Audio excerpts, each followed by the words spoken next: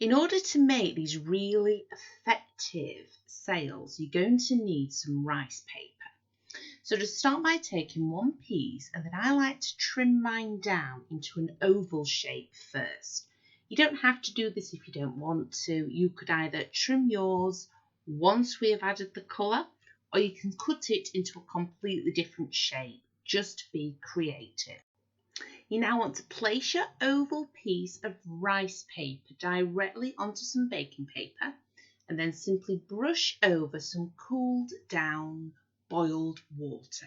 Make the paper lovely and wet and moist.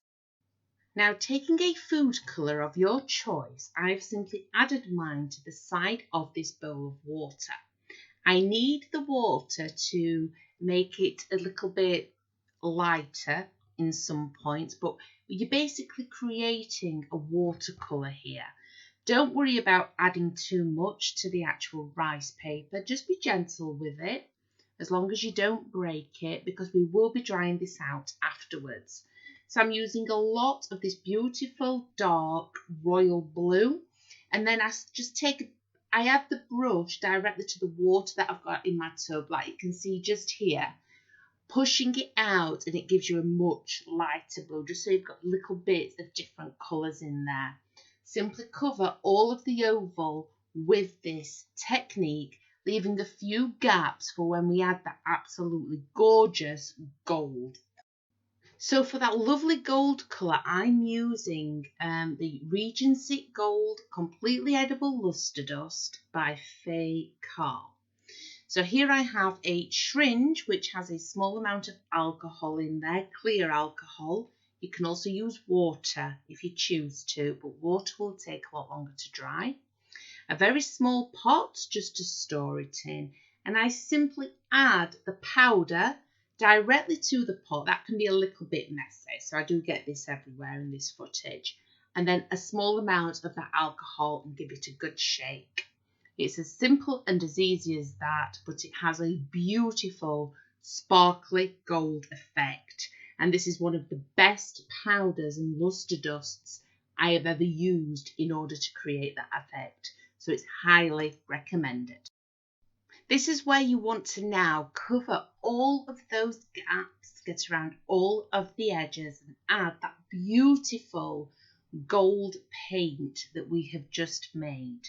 If you missed it in the footage previous to this, it's the Regency Gold by Faye Carl. That is the luster dust that I have mixed, again with a small amount of alcohol.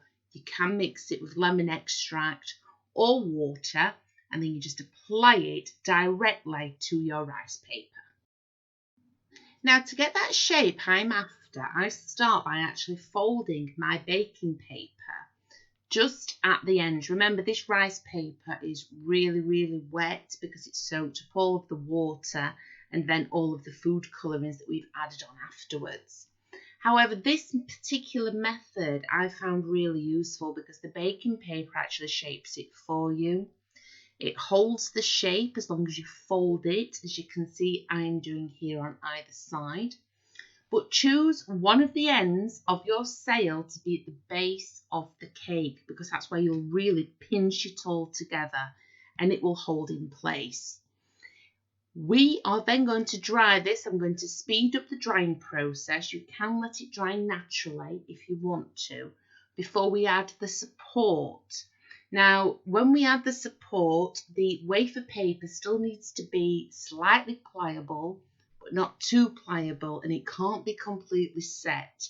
So don't allow this to over dry. All I do to speed up the setting process is use a hairdryer. Now, again, if you don't want to use this and you just want to allow it to dry naturally, no problem. But if you use a hairdryer, it will only take minutes.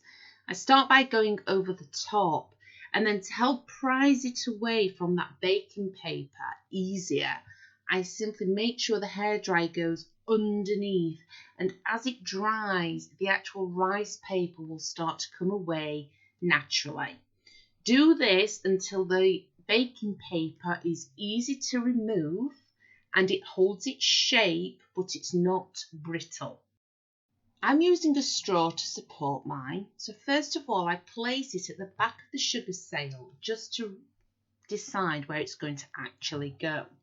Now remember, because this is rice paper, it does mean we can add more moisture to it again to make it really soft and sticky. And then eventually when it does set with the straw around it, it will be stuck and securely in place.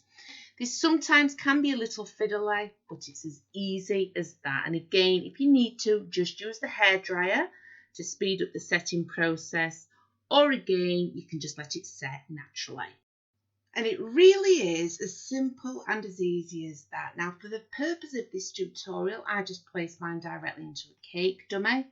Obviously, yours can go into a cake. The straws are completely food safe and they are extremely lightweight.